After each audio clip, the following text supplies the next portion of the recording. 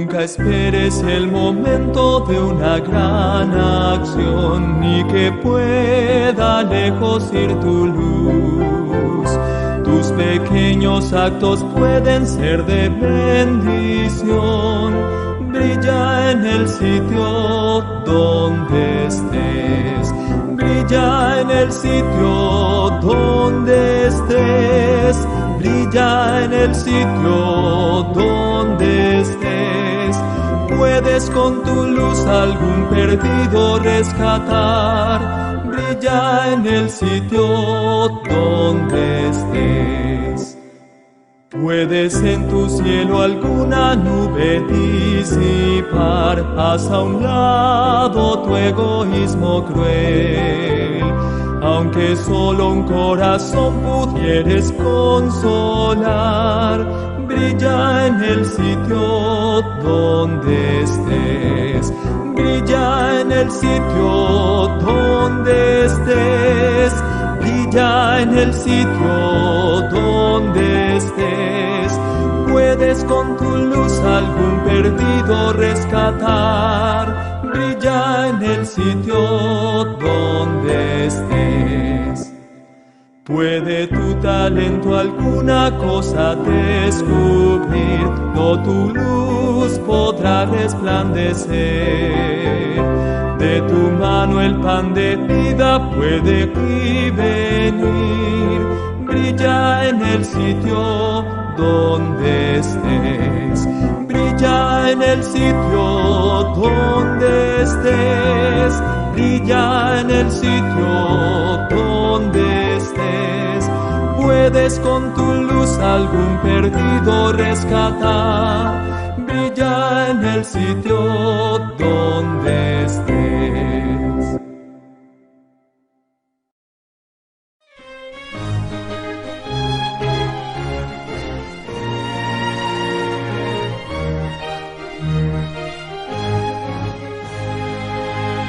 Somos un pequeño pueblo muy feliz. Somos un pequeño pueblo muy feliz. Cristo es nuestro Salvador y muy pronto volverá. Somos un pequeño pueblo muy feliz. Hay señales del regreso de Jesús, pues hay guerras, hay temor y ansiedad. Crece hambre por doquier y aumenta la maldad. Pronto Cristo nos traerá liberación.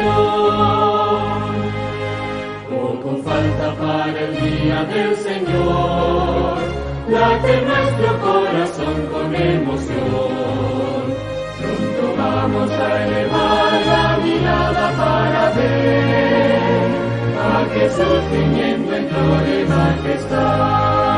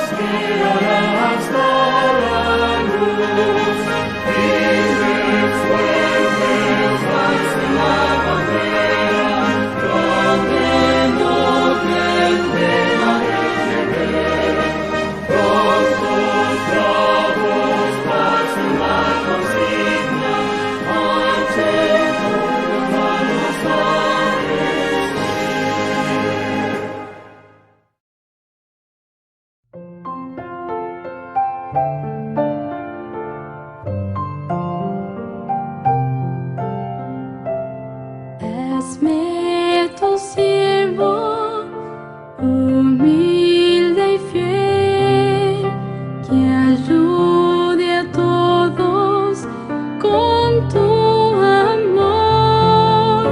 Sea el ruego de mi corazón.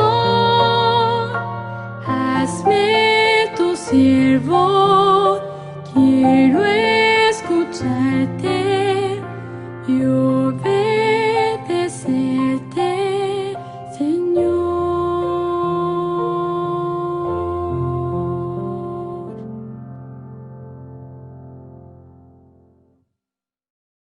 Feliz sábado, hermanos. En esta mañana le damos muchas gracias al Señor porque podemos estar en un sábado más, descansando y adorándole. Por eso estamos en esta transmisión online, donde vamos a tener el servicio de adoración de la iglesia Margate Spanish en Florida, Estados Unidos. Queremos agradecer al pastor que en esta mañana nos va a traer el mensaje, darle muchísimas gracias por sus comentarios, por sus saludos y también por los likes y las suscripciones. Suscribirse es gratuito, así que cada uno de ustedes lo puede hacer y va a recibir las notificaciones cuando tengamos un video al aire, que lo estamos haciendo todos los sábados. Así que, hermanos, gracias al Señor por este día, por las bendiciones que hemos recibido, y queremos que este servicio de oración que estamos teniendo sea de agrado para el Señor. Dios los bendiga.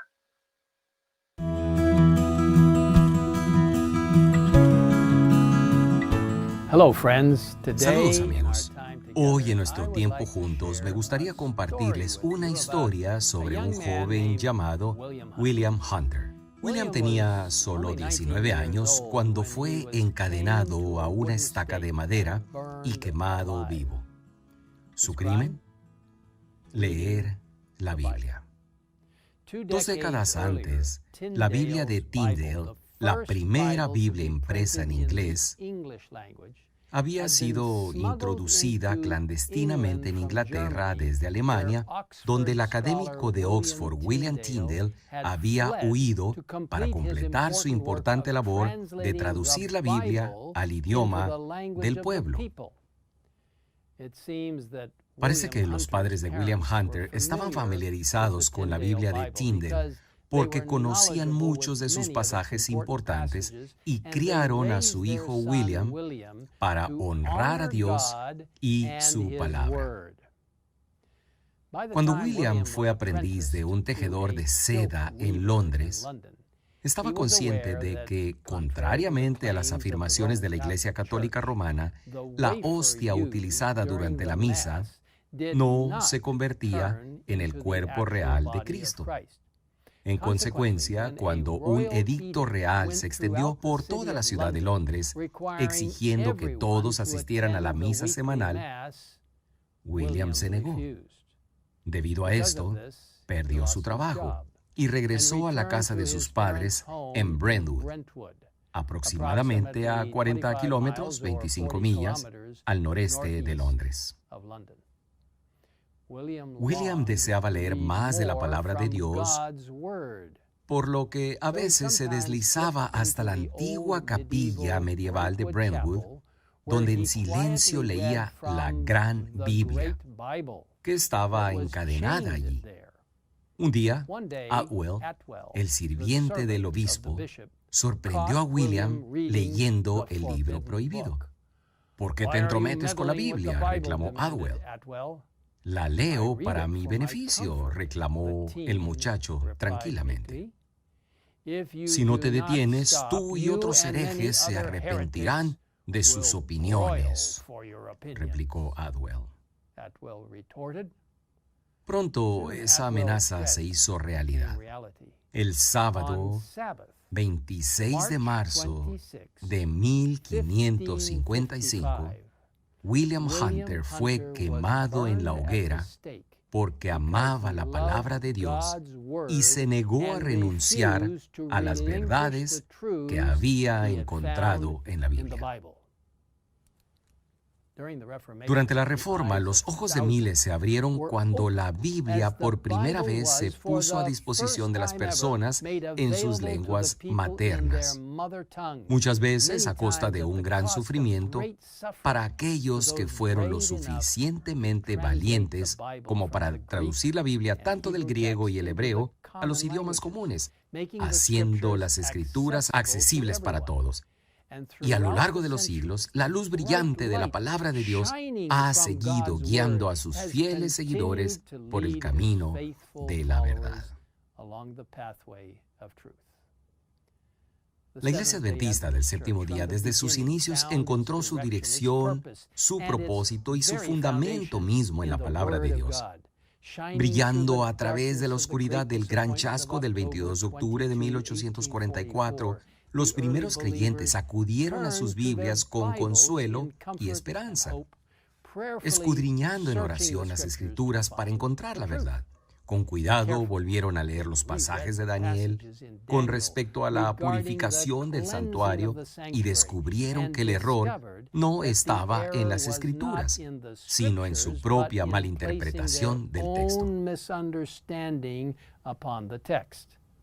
Al comparar las Escrituras con las Escrituras, aprendieron que el santuario de el que se habla en Daniel 8:14 no era la tierra, como ellos suponían, sino en el cielo. A medida que siguieron siendo guiados por la palabra de Dios, descubrieron más verdades bíblicas y el pequeño grupo de creyentes creció rápidamente. Al tomar los principios protestantes de aceptar la lectura sencilla del texto y permitir que la Biblia se interprete a sí misma. La mayoría de nuestras verdades fundamentales, el sábado, el estado de los muertos, el santuario y el juicio investigador, se establecieron en el momento que la Iglesia Adventista del Séptimo Día se organizó oficialmente en 1863. Por supuesto, había más que aprender y a medida que pasaba el tiempo, los adventistas del Séptimo Día continuaron descubriendo otras verdades importantes como nuestro mensaje de salud, la importancia de la educación cristiana y nuestra misión para alcanzar al mundo. Cada nuevo descubrimiento, sin embargo, siempre se comparó con la prueba bíblica que se encuentra en Isaías 8:20. A la ley y al testimonio. Si no dijeren conforme a esto, es porque no les ha amanecido.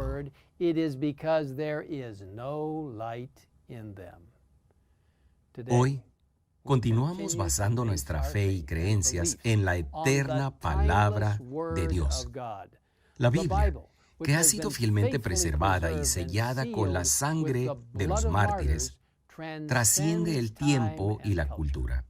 Es la palabra viva de Dios, y mediante la guía del Espíritu Santo podemos encontrar las respuestas que estamos buscando. Debemos aplicar nuestros corazones a buscar la verdad, escribió Elena de White en Patriarcas y Profetas. Todas las lecciones que Dios mandó registrar en su palabra son para nuestra advertencia e instrucción. Fueron escritas para salvarnos del engaño. El descuidarlas nos traerá la ruina. Hace más de 450 años, el joven William Hunter y muchos otros sellaron su fe en Dios y su palabra con sus vidas. Hoy sabemos que se avecina una tormenta. Ahora es el momento de construir sobre el firme fundamento de la palabra de Dios. Cualquiera, pues, que me oye estas palabras y las hace, dice Jesús, le compararé a un hombre prudente que edificó su casa sobre la roca. Descendió lluvia y vinieron ríos y soplaron vientos y golpearon contra aquella casa y no cayó, porque estaba fundada sobre la roca. Queridos amigos, permanezcamos con un fundamento firme en Dios y su palabra. Oremos juntos.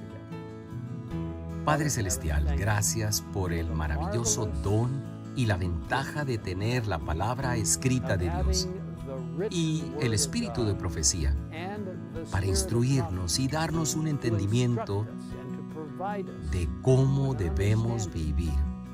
Y muchas gracias por la palabra viva que es Jesucristo, que vino a esta tierra como un bebé, viviendo la vida perfecta, muriendo por cada uno de nosotros. Resucitó y está intercediendo por nosotros en el lugar santísimo del santuario celestial, preparándose para regresar, para llevarnos a casa. Gracias por la verdad que viene de la misma sala del trono de Dios. Gracias por la palabra escrita de Dios, la cual apreciamos, entendemos y creemos. Y luego caminamos en ella a través del poder del Espíritu Santo. En el nombre de Jesús te lo pedimos. Amén. In Jesus' name we ask it. Amen.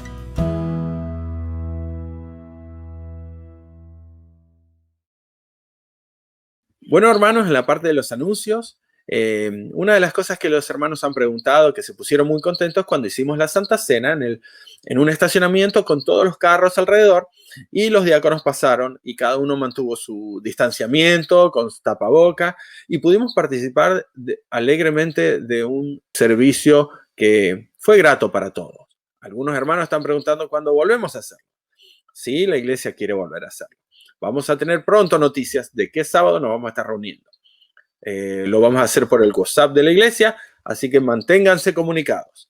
La escuela sabática la estamos haciendo, como ustedes saben, por Zoom, pero ahora vamos a hacerlo también por Zoom con las clases de escuela sabática. Cada maestro va a tener sus alumnos que va a estar participando como grupo de clase de escuela sabática. Por ejemplo, en mi caso, mis alumnos van a estar conectándose conmigo para poder estar en un grupo de Zoom en clase de escuela sabática. Pero también tenemos a Nathaniel, que tiene una clase, Carlos, que tiene otra clase, Willy, que tiene otra clase.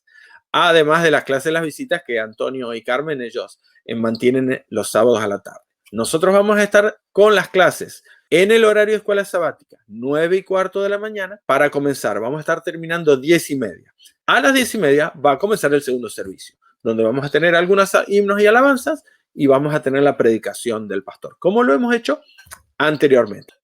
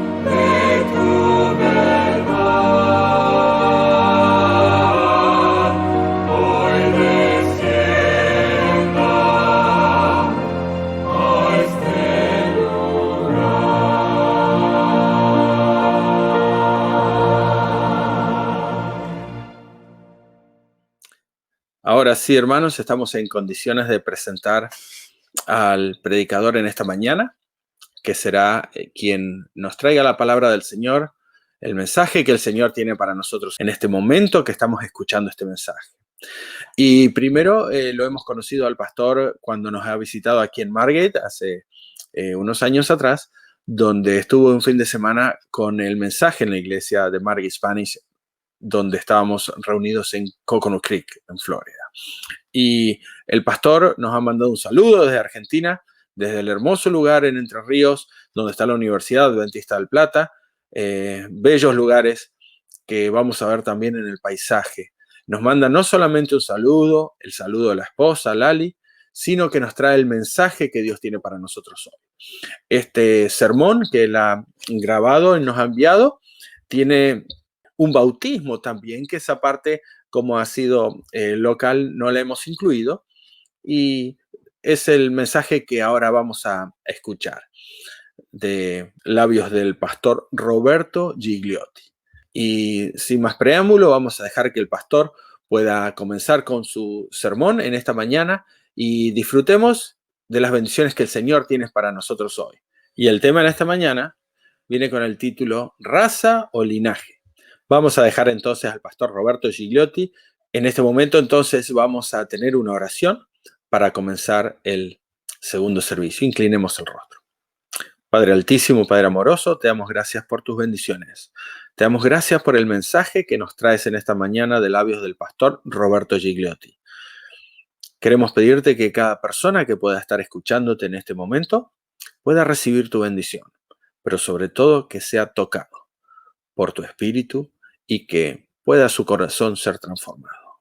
Nos entregamos a ti en esta mañana, no por méritos propios, sino nos entregamos a ti confiando en que Jesús hizo los méritos en la cruz, derramando su sangre por todos los pecadores. En el nombre de Jesús. Amén. Dios lo bendiga. En primer lugar, yo quiero decir que muchas de las personas o de los cristianos en diferentes épocas, en diferentes lugares, incluso en la actualidad, consideran que la historia, las historias de la Biblia son historias que algunos las califican como mitos o son historias, y la ven a la Biblia como una cuestión histórica, ven diferentes relatos que tienen que ver o que están alrededor del pueblo de Israel y que no tienen conexión unas con las otras. Sin embargo, yo quiero decirles y quiero destacar la diferencia. Cuando yo voy a YouTube, por ejemplo, o a los programas que hoy tenemos, a las diferentes predicaciones, ustedes van a encontrar algo muy interesante, que hay la gran cantidad de predicaciones que tenemos acerca de nuestra relación con Cristo. Y eso es extremadamente muy importante. Tenemos a grandes predicadores como Mark Finley o el pastor Alejandro Bullón, que nosotros lo podemos encontrar, y ellos tienen miles de seguidores porque son personas que llegan a nuestro corazón y nos ayudan a ser mejores personas. Pero hoy yo quiero dar un tema un poquito con un matiz diferente. Porque a veces nosotros no distinguimos entre lo individual y lo colectivo, entre la persona y lo estructural. Y hoy yo no quiero hablar de cuestiones personales, de tu entrega a Jesús. Yo quiero hablar de la parte corporativa. Por ejemplo, en la Biblia hay varios pasajes y muchísimos, hay una cantidad, yo voy a mencionar algunos pocos nada más. Por ejemplo, nosotros encontramos aquí que dice, no voy a citar los textos donde están, pero muchos de ustedes saben a qué me estoy refiriendo. Por ejemplo, hay una declaración bíblica que dice, mi pueblo es un pueblo de dura cerviz. No dice que los individuos son son individuos son personas duras de entender el mensaje de Dios. Dice, mi pueblo es un pueblo que no entiende las cosas como corresponde, lo diríamos hoy en argentino. Hay otro pasaje que dice, a mi pueblo le faltó conocimiento.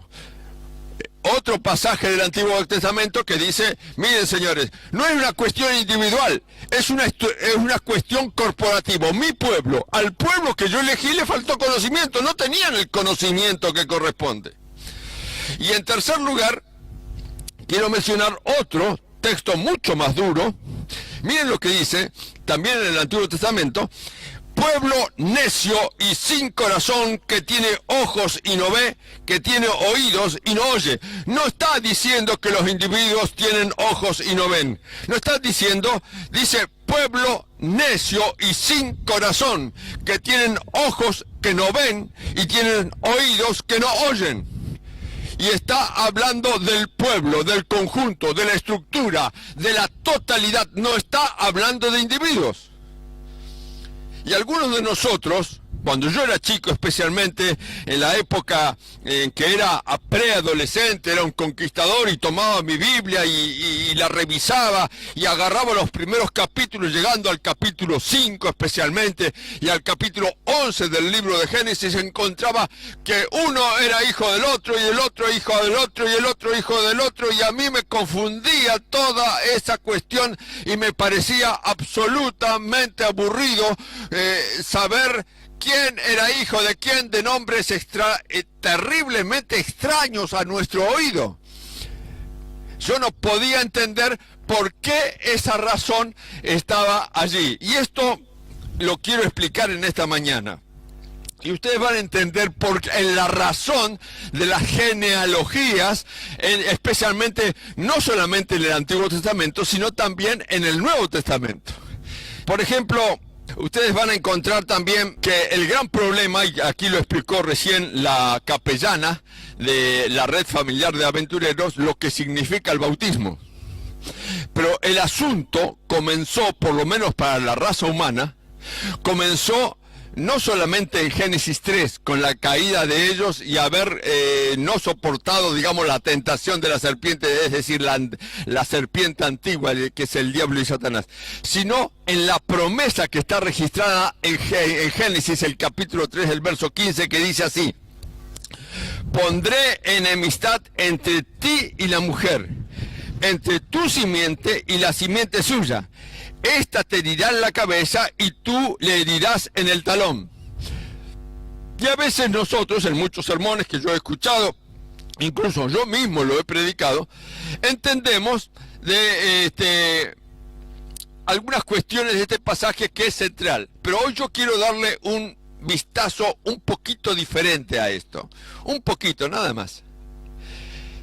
Imagínense que está Dios diciéndole, porque Dios le dice a la serpiente, cuando Dios habla, dice: yo pondré en enemistad entre ti y la mujer, entre la mujer y ti, pero también voy a poner en enemistad, en guerra, entre tu simiente, es decir, entre tu descendencia y la descendencia del otro. Entonces, y ella, es decir, la simiente de la mujer, te herirá en la cabeza, pero tú lo único que vas a poder es morderle un poquito y molestarle un poco en el talón. Eso es lo que está diciendo. Entonces, si yo me pusiera en el papel de Satanás, ¿qué creyó Satanás en ese primer momento? ¿Qué creyó? Que después de Adán y Eva iba a venir una descendencia que iba a aplastarle la cabeza. Esto lo explica el apóstol Pablo, lo vamos a decir un momento después. Esto lo explica el apóstol Pablo, de quién es esa simiente. Pero Satanás, sin saber el futuro, porque Satanás y los seres celestiales, y caídos como no caídos, no saben el futuro. No lo conocen, eso solamente lo conoce Dios. Entonces Satanás pensó que uno de esos descendientes podía ser los nacidos, los primeros nacidos de Adán y Eva. ¿Y a quién mató? Caín. Abel, porque era el que mejor se portaba. Poco tiempo después, porque esto lo dice también el Nuevo Testamento, porque Caín era de Satanás, estaba influenciado por Satanás, y surgió Set. ¿Y saben lo que significa Set? Sustituto. La palabra Set, el tercer hijo de Adán y Eva, después de la tragedia de la muerte de Abel, Set significa sustituto, significa otra descendencia, otra simiente. Entonces, como Satanás no podía matar a cada uno de los que vinieran naciendo, pensó y dijo: acá hay un plan diferente. Yo tengo que elaborar mi propio plan. Y cuando nosotros vamos leyendo en el Antiguo Testamento, en los primeros capítulos del Génesis, vamos a encontrar que se encuentran los hijos de Dios y las hijas de los hombres. Es decir, se distingue bien los que se portan bien y se distinguen bien los que se portan mal. Pero resulta que las hijas de los hombres eran muy bonitas y los hijos de los hombres eran personas que les gustaban, personas que no debían haberles gustado. ¿Y qué se produce allí? Una mixtura. Tal es la mixtura que se produce que ya no se sabía quién era quién.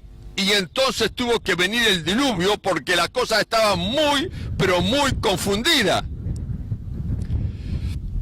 Y miren, para que la simiente, y nosotros vamos a encontrar los incidentes de la Torre de Babel. Pero miren ustedes lo que dice aquí, a ver si lo encuentro. La historia de Abraham, por ejemplo. En la historia de Abraham, un tiempo después del diluvio, donde Noé con su familia se desarrollan allí, encontramos a Noé trabajando, pero también tiempo después encontramos a Abraham. Abraham y Taré, primero Taré, después Abraham, ¿no es cierto?, están en la tierra de Aram, muy cerca de Ur de los Caldeos, que no son las mismas regiones de la Mesopotamia. Y encontramos que Dios llama primero a Taré, después a Abraham, o casi en forma conjunta, y le dice: sal de tu tierra y de tu parentela y vete a un lugar que yo te voy a mostrar. Dios estaba queriendo sacar, porque era tal la mixtura que se estaba produciendo, que ya la idea del verdadero Dios se estaba desdibujando en algunos de ellos. Y Dios y Abraham, a través de la fe, intenta salir de ese lugar. Taré muere en el camino. Y Dios le dice: haré de ti una nación grande, te bendeciré y engrandeceré tu nombre y serás bendición. Bendeciré a los que te bendigan y a los que te maldigan maldeciré, y serán benditas en ti todas las familias de la tierra. Esto da la sensación de que este texto da la sensación de que es Abraham el que otorga la bendición. Pero miren lo que dice unos versículos más adelante. Dice así: en tu simiente serán benditas todas las naciones de la tierra, por cuanto obedeciste mi voz. Cuando él habla de tu simiente, es decir, todavía la simiente continuaba. Porque la simiente, según el concepto del apóstol Pablo, es la simiente en mayúscula, la gran simiente, el Cordero de Dios que quita el pecado del mundo. Ese es el tema. Iba a venir una simiente, una descendencia en mayúscula que iba a ser el único. Entonces, la idea de las genealogías que encontramos en el capítulo 5 o en el capítulo 11 y en otros capítulos, es la idea de mostrar la línea sucesoria desde Adán hasta Cristo. Y ustedes van a encontrar, por ejemplo, el caso de Isaac e Ismael. Miren ustedes qué interesante. A los 75 años Dios le promete descendencia a Abraham. ¿Y saben qué pasó? Pasaron 25 años más todavía. Imagínense, esperar 25 años para tener un hijo. Y ya tenían 75 cuando llegó la primera promesa: haré de ti una gran nación. Y hijos no podían tener. Y como el ser humano es apresurado, decidió tener lo que hoy decimos un hijo por gestación subrogada, es decir, tener el hijo con otra persona. Un término que se usa mucho en que salen en los medios de comunicación de diferentes personas que tienen hijos que son gestadas por terceras personas. Y hoy es bastante común a través de ciertas tecnologías que hoy existen en la medicina. Así que, pero Dios no era el plan. Tanto es así que el problema de Ismael e Isaac fue tan agudo que se dice, miren lo que dice el apóstol Pablo tiempo después. Pero como entonces el que había nacido según la carne perseguía al que había nacido según el Espíritu, así también ahora. En otras palabras, Ismael perseguía a Isaac. Lo molestaba de tal forma que hubo una división. Hasta el día de hoy, árabes y hebreos en la actualidad no se llevan bien. Ese fue el problema de Abraham. Tenemos el problema de Jacob y Esaú. ¿Saben? Cuando hubo aquel engaño, y algunos de ustedes saben de qué me estoy refiriendo, Esaú llega a decir: cuando lleguen los días del deceso de mi padre, yo mataré a Jacob, mi hermano. ¿Quién era el que estaba detrás de romper la línea sucesoria que se había establecido desde el jardín del Edén? Era Satanás. Satanás estaba, ¿por qué? Porque Satanás no quería encontrarse con la simiente, no quería encontrarse con Cristo durante su vida terrenal. Él sabía que venía, y toda la guerra que nosotros encontramos a través del Antiguo Testamento, nosotros vamos a encontrar que hay diferentes dificultades que yo se las puedo relatar ahora, y simplemente estoy haciendo un breve repaso. Fíjense en la época de José. ¿Recuerda usted José, el hijo de Jacob? Estamos salteando en grandes rasgos. José, el hijo de Jacob, que fue llevado como esclavo a Egipto. ¿Saben ustedes lo que pasó? Él llegó a ser vicerrey o vicefaraón, el que administraba todo. Y cuando se encontró con sus hermanos, él dijo claramente: y Dios me envió delante de vosotros para preservaros un remanente en la tierra y para guardaros con vida mediante una gran liberación. ¿Qué estaba diciendo José en ese momento? Somos parte de un pueblo y el remanente no ha de cortarse.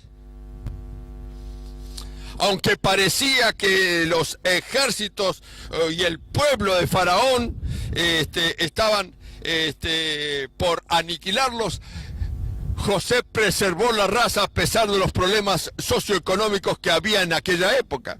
Cuando nosotros vamos un poquito más adelante, encontramos al pueblo hebreo sufriendo. Había una profecía que iban a estar 400 años en Egipto como esclavos, ¿no? Y encontramos también en Ezequiel 29: habla y di, así ha dicho Jehová el Señor, yo estoy contra ti, el faraón rey de Egipto, el gran dragón. ¿Quién era el que luchaba y que decía: yo no conozco a Jehová bajo ningún concepto? El gran dragón estaba diciendo, en palabras de un ser humano: yo no lo conozco y no voy a dejar salir a Israel. El propósito de Satanás era aniquilar al pueblo en tierra de Egipto, pero Dios necesitaba liberar a ese pueblo, que lo liberó. Eso es una historia aparte. Ahora, encontramos también otras partes de la historia. David. ¿Saben quién fue el rey David? El rey más famoso de los hebreos. El rey más famoso de los hebreos recibió por medio del profeta Natán lo siguiente. Miren lo que dice este texto: cuando tus días se hayan cumplido y duermas con tus padres, yo levantaré después de ti uno de tu linaje. Es decir, un linaje que todavía no se había cortado. Yo voy a levantar, el profeta Natán le estaba diciendo a David: voy a levantar uno de tu linaje. ¿Qué creyó David cuando le decía que iba a levantar uno de tu linaje? Que iba a ser su sucesor.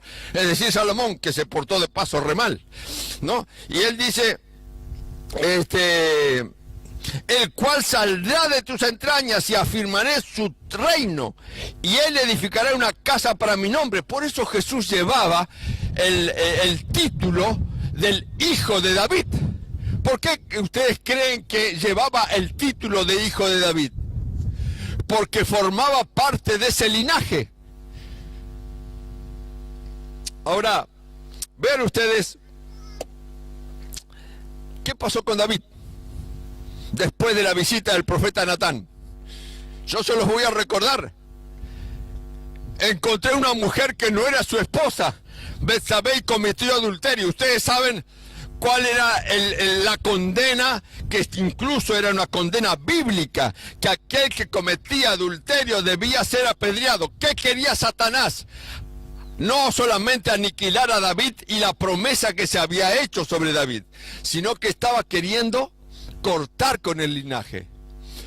¿Qué hizo un poco más tarde? Hizo un censo. Y miren lo que dice el texto sagrado. Se levantó Satanás contra Israel e incitó a David a que hiciera censo del pueblo. ¿Quién estaba detrás de aquel que se le había prometido que de su simiente iba a nacer el Salvador?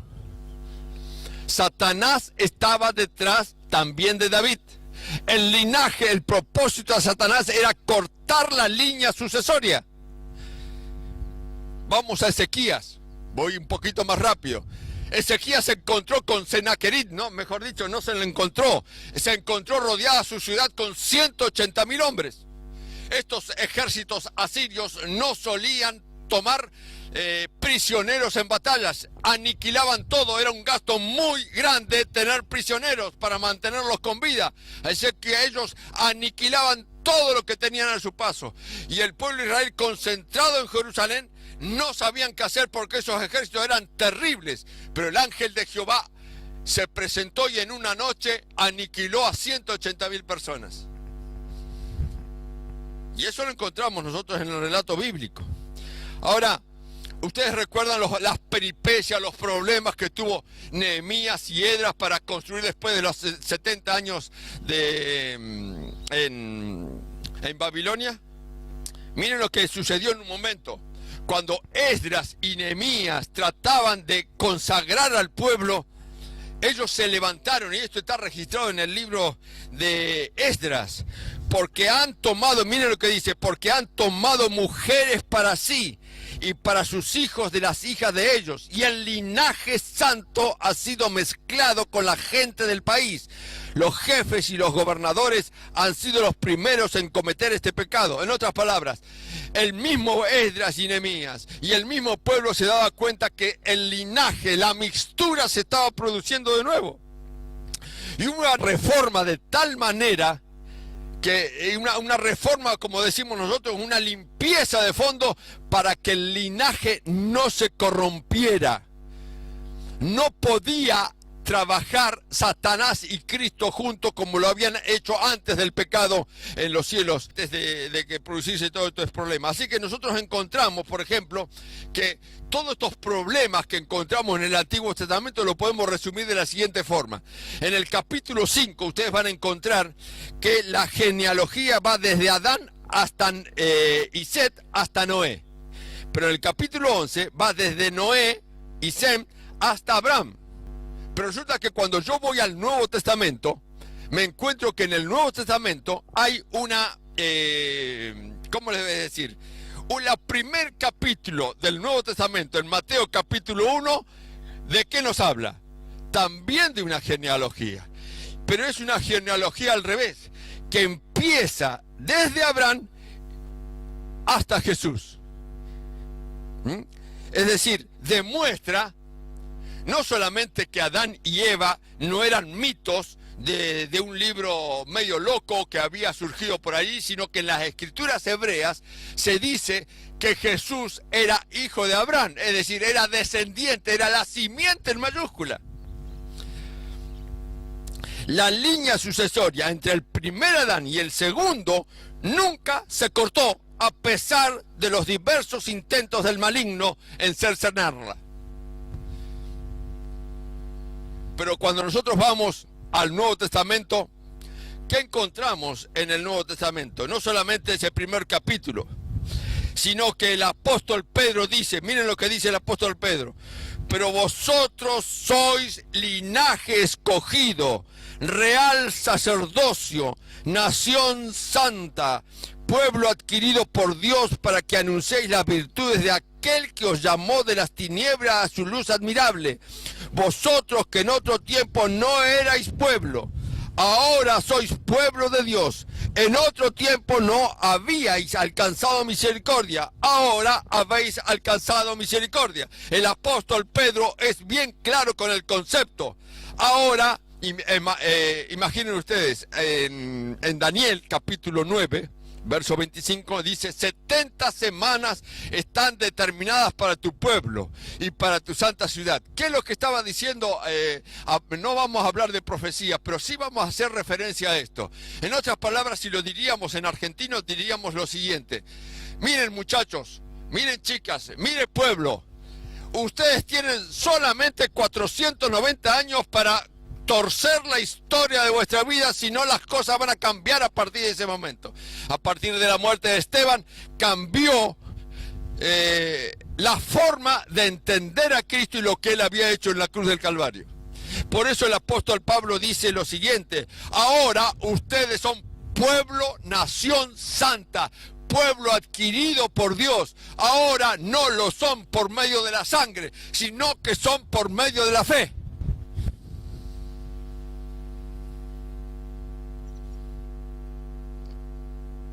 Durante el ministerio de Cristo, el mismo Herodes intentó matar a Jesús, ¿sí o no? Lo intentó en tentaciones tan fieras como en el desierto que ninguno de nosotros puede llegar a soportar. Y si nosotros vamos a Apocalipsis, el capítulo 12, vamos a encontrar el mensaje apocalíptico que dice que Satanás, la serpiente antigua, el diablo y Satanás, Satanás mismo se llenó de ira contra la mujer y se fue a hacer guerra contra el resto de la descendencia de ellos, contra los que guardan los mandamientos de Dios y tienen el testimonio de Jesucristo. En otras palabras, encontramos también en el Nuevo Testamento que hay una línea sucesoria que tampoco se tiene que cortar. A ver si lo entendemos bien. Tenemos una línea sucesoria en el Antiguo Testamento que está bien demostrada, que hasta la época de Cristo la línea sucesoria no se rompe. Pero a partir del Nuevo Testamento encontramos un tipo de línea sucesoria diferente, que es a través de la fe. Tanto es así que en Apocalipsis, el capítulo 2 y el capítulo 3, encontramos a través, para nosotros es historia, pero para la época en que Juan, el discípulo amado, escribía en Patmos cerca del año 100, de la era cristiana, escribía el Apocalipsis, eso era el mensaje que tenían que ver con el futuro, y Dios en su multiforme sabiduría, Él sabía qué iba a pasar con la línea sucesoria. Y entonces encontramos, por ejemplo, la carta que tiene que ver con Éfeso y que se aplica desde la época que Jesús ascendió a los cielos hasta más o menos el año 100. Encontramos que en la época de Éfeso, durante 30 años, a través del descenso del Espíritu Santo, ellos lograron llevar el mensaje de Cristo y de su pronto regreso y de la fe, para que el mundo entendiera, y el mensaje llegó a todos los rincones del Imperio Romano. Eso lo dice allí en Hechos de los Apóstoles. Pero ¿qué pasó después de 30 años? Alrededor del año 60, más o menos en adelante. Los discípulos comenzaron a fallecer y los primeros discípulos de Cristo ya no estaban. Entonces la fe de esos cristianos ya no tenían referentes humanos que habían estado en forma directa con Jesús. Entonces los judaizantes, las religiones paganas, los gnósticos que empezaban a aparecer, comenzaron a presionar, y el pueblo había perdido, dice el mensaje, su primer amor. En otras palabras, el mensaje de Apocalipsis capítulo 2 y capítulo 3 tiene que ver con diferentes etapas que la iglesia vive a través de esa línea sucesoria, pero que la línea sucesoria nunca se corta, y lo dice también el Apocalipsis. Si nosotros vamos, por ejemplo, a Esmirna, la época, y lo voy a leer acá de mis apuntes, tanto Trajano, emperadores romanos, Adriano, Marco Aurelio, Decio y Valeriano, se empecinaron en especial contra aquellos que se los conocían como los del camino,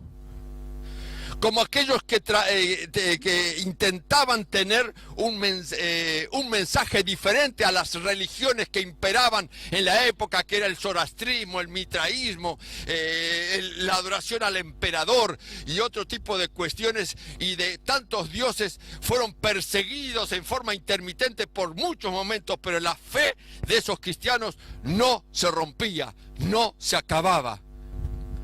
Pero después llegamos a la iglesia, yo solamente para hacer un repaso, más o menos, la iglesia de Pérgamo es la iglesia de la condescendencia de la doctrina. Vamos a encontrar, por ejemplo, que alrededor del año 300, más precisamente en el año 303, Constantino transforma, ya que no los podían vencer a los cristianos, por los cristianos, por cada uno que mataban, por cada uno que aniquilaban, surgían miles y miles de cristianos, y eso no podía ser tolerado.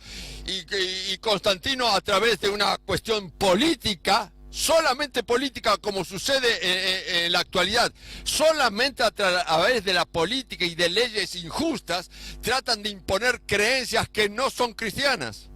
También eso sucede en nuestro país, ¿no? Y entonces encontramos que Constantino, ¿qué hace? Transforma al cristianismo en religión oficial. Ahora el que no era cristiano tenía que ser perseguido. Pero Dios no es la forma de trabajar de Dios. Nadie tiene que ser perseguido por creer otra cosa. Pero resulta que en el mensaje bíblico se nos advertía que iba a ser una iglesia que iba a condescender en forma extraordinaria. Eso va entre los siglos IV y VI aproximadamente. Es una iglesia que decae en la doctrina. Es una iglesia en que se establecen ciertas cosas que la Biblia no dice. Precisamente influenciado, se mezcla, se lo suele decir técnicamente, un sincretismo religioso entre los cristianos y los paganos, y empiezan a mezclarse algunas cosas.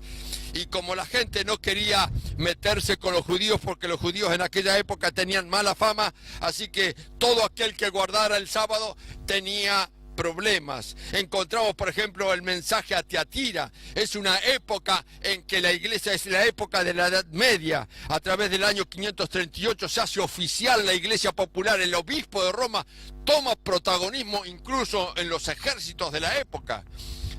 Y toma de alguna forma, y ahí donde se establecen las grandes doctrinas, a través, por ejemplo, de Tomás, que algunos lo conocen como el santo Tomás de Aquino. Bueno, nosotros no le decimos santo, pero sí Tomás de Aquino, que es el que establece oficialmente lo que la iglesia popular decía en aquel entonces. Es la iglesia del oscurantismo religioso, porque imagínense, las personas no sabían leer ni escribir. Las personas no tenían una Biblia como la que tú puedes acceder ahora. Si tú no tienes una Biblia, tú puedes adquirir una Biblia a través de internet en forma gratuita. Y puedes leer todo lo que quieras de la Biblia, pero en aquella época no había esa posibilidad. Entonces parecía que en la época de Tiatira, en la línea sucesoria, a través de la fe incluso, se estaba por cortar. Pero nunca se cortó. Y nunca fue así. Encontramos la época de Sardis. Es una época que va más o menos del año 517, la época de la Reforma, los grandes reformadores como Wycliffe, Jerónimo, Hus y el mismo Lutero, que lucharon contra aquellas. Pero esta es una iglesia que, si bien quieren transformar y traen la nueva, vuelven a reflotar el tema de la justificación por la fe. ¿Saben qué sucede? Estas nuevas posiciones, esta nueva corriente, terminan en los mismos errores que la iglesia popular de antaño. Y entonces, de esa forma, el mensaje no llega con total claridad. Encontramos la iglesia de Filadelfia. Es la iglesia del 1800, vamos a decir, del 1700, fines del 1700, comienzo del 1800. Una iglesia donde hay diferentes despertares religiosos en el mundo entero. Eso lo podemos ver en la historia propia. El quien busque en Wikipedia todo este tipo de cosas va a encontrar que hay, por ejemplo, el famoso jesuita chileno Manuel Lacunza, conocido también como Josafat ben Ezra, el que escribe el libro y por lo cual fue puesto en un libro, en un sector negro de la Iglesia Popular, que decía la venida de Cristo en gloria y majestad. Nuestros próceres como Manuel Belgrano distribuyeron esos libros, y el que leía ese libro era también Francisco Hermógenes Ramos Mejía.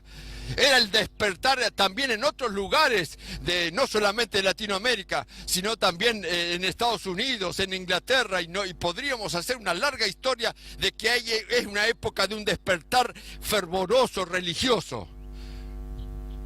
Pero también llegamos a una iglesia como la iglesia laodicense, y no voy a hablar ni voy a predicar sobre una iglesia laodicense. ¿Saben por qué?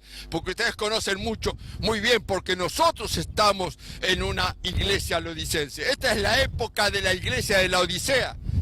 Y en la multiforme sabiduría de Dios, Dios nos da a conocer, decía, y nos dice en otras palabras: muchachos, ustedes viven en una época donde están demasiado cómodos. Es una iglesia que se consideran autosuficientes en muchas cosas, pero no lo son.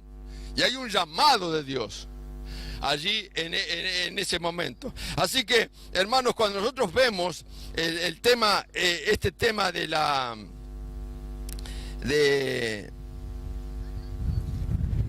linaje, de la descendencia, vamos a encontrar que tú y yo formamos parte de un pueblo.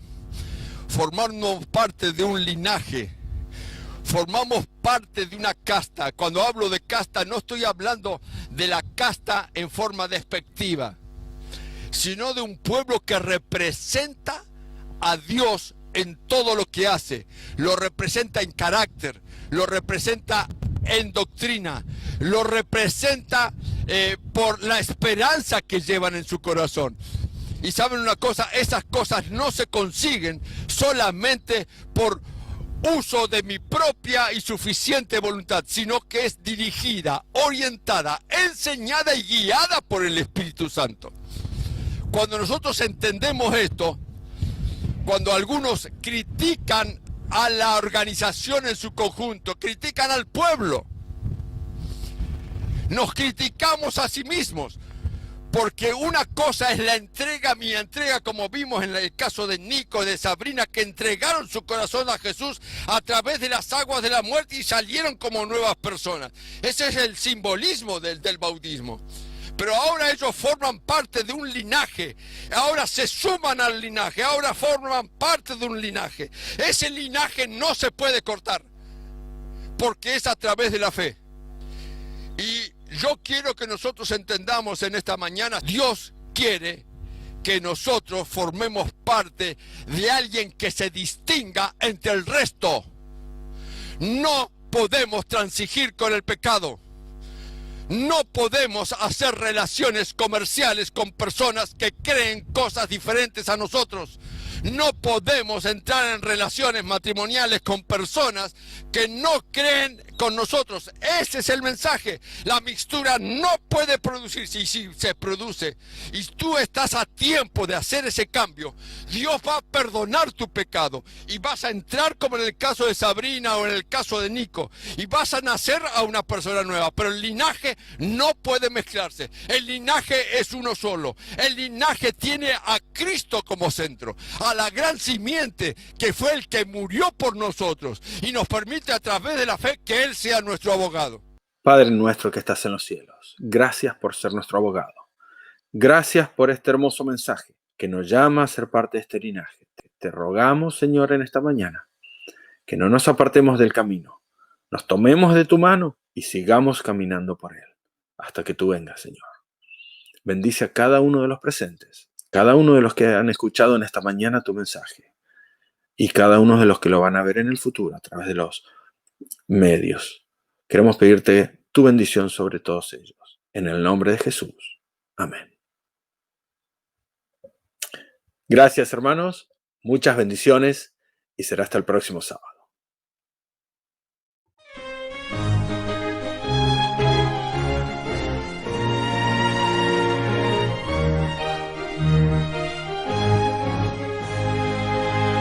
Somos un pequeño pueblo muy feliz. pequeño pueblo muy feliz. Cristo es nuestro Salvador y muy pronto volverá. Somos un pequeño pueblo muy feliz. Hay señales del regreso de Jesús, pues hay guerras, hay temor y ansiedad. Desde hambre por doquier y aumenta la maldad. Pronto Cristo nos traerá liberación. Poco falta para el día del Señor. Late nuestro corazón con emoción. Pronto vamos a elevar la mirada para ver a Jesús viniendo en gloria y majestad.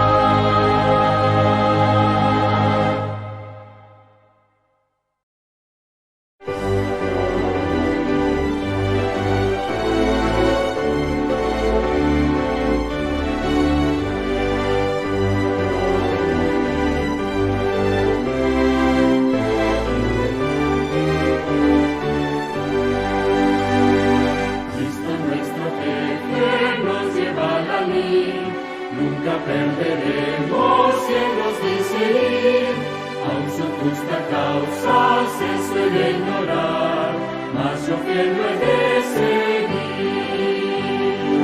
Adelante, manda el Señor, adelante, vamos sin temor, adelante, canta ya la ley, la victoria cerca con Él. Estandarte luce por doquier, con poder y gloria siempre se ha de ver. Cristo nuestro jefe al mundo ya venció, y yo fiel lo he de seguir.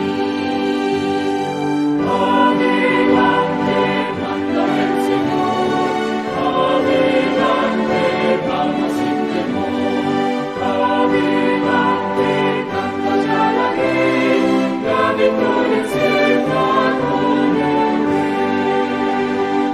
La furiosa lucha larga no será, y a los vencedores nos congregará, donde entonaremos cántico triunfal, fieles luego de ser.